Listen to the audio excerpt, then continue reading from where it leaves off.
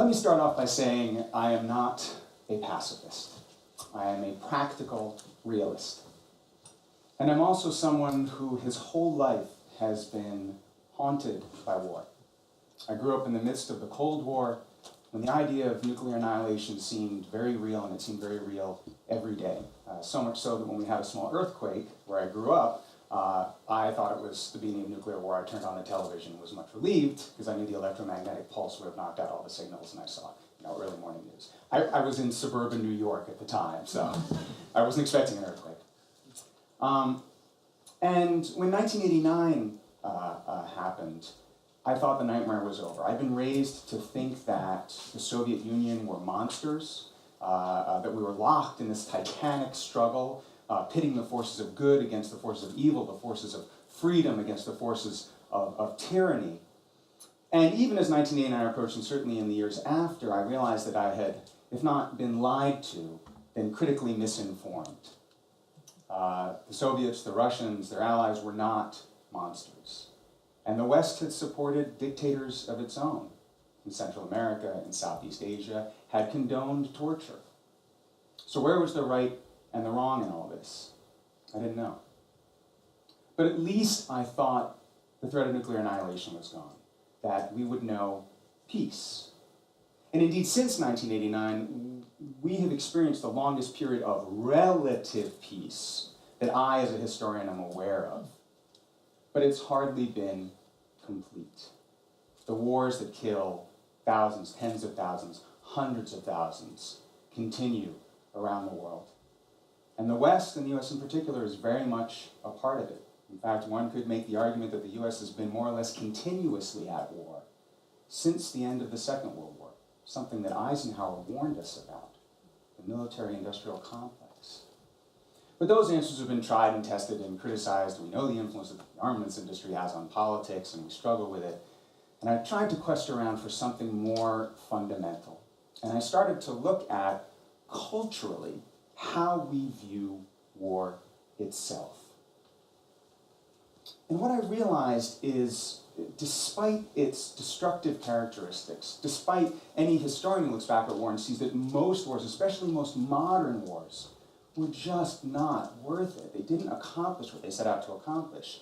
And even the one war that almost everyone agrees was necessary, World War II, only happened because there was a tremendously unnecessary war to set up the conditions for it, the First World War. We still, to this day, see war as a solution to problems. Not one we should go to straight out, but as a kind of cure. Painful initially, bitter medicine to be sure, but something that cures problems in the long term, that fixes broken political systems, that safeguards our interests. But what if we're wrong? What if war is not the cure, but itself the disease? And when you think about it, in many ways, wars mimic diseases or epidemics. They spread rapidly from their initial point of origin to neighboring regions. They are indiscriminate in who they kill. Modern wars are made against nations and peoples, and usually the majority of people who die are innocents, people who are in the wrong place at the wrong time. It preys on societies that are destabilized or unhealthy. Healthy democracies almost never fight wars against one another. It's societies that are in states of political or economic or social and cultural flux for whom war seems like a cure, a better option. So war preys on unhealthy societies.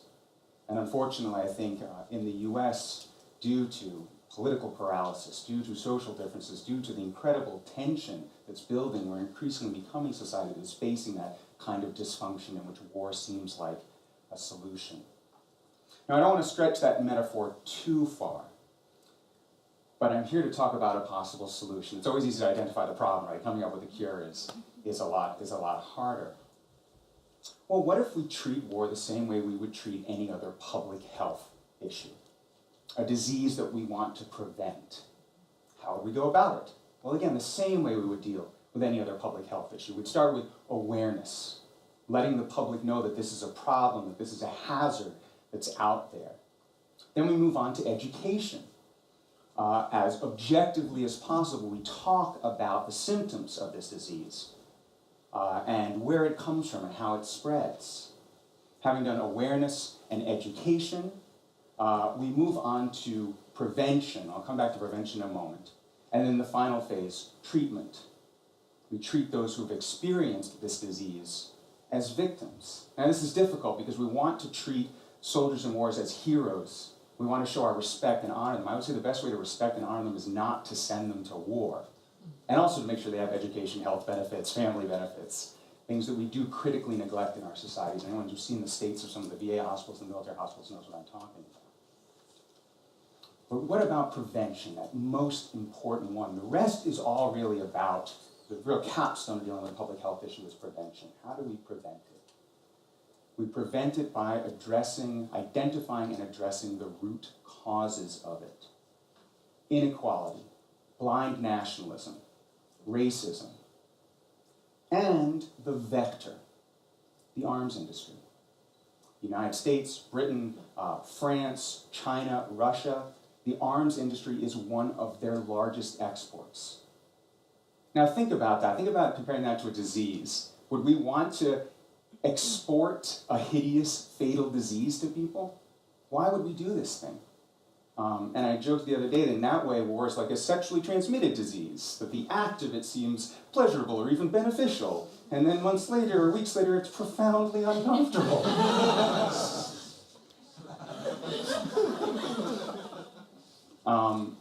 One of the ways that we'll have to move towards preventing this is to rethink the idea of nations. Nations are an old concept, and they might be wearing out their use. Because what war would be worth it between nations now? What gain would be had compared to the loss? And then lastly, if we can't prevent it, proper study. Treat each war as a case study and look very specifically how it spread and how it could have been prevented, which is something that historians do, but we're never really allowed to apply those findings later on. So we're very specific about our periods. But are there patterns to modern wars that we can identify and predict? And I actually have a friend who's working on what are the 8 things that a society generally has before it goes into revolution, and how can we trace those across different revolutions since 1980. This is not just an academic exercise. Never has there been a more important and crucial time for us to reevaluate whether war is a cure or a disease. Because our technological ability to destroy has far outstripped our ethical ability to use that power.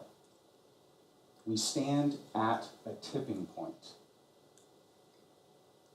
Now, Einstein understood this well. The man whose science eventually led to the development of nuclear weapons, much to his chagrin. And what he said was this: the discovery of atomic power has changed everything except our way of thinking. The solution to this problem lies in the heart of mankind. If only I had known, I should have become a watchmaker. We are hairless primates with handguns, which is dangerous enough. We are hairless primates with thousands of nuclear warheads, which is even more dangerous. But if we do not solve this problem, if we do not find a way to reevaluate war and conflict, if we do not find a way to use this power of destruction wisely, think about the consequences 100 years from now, 1,000 years from now.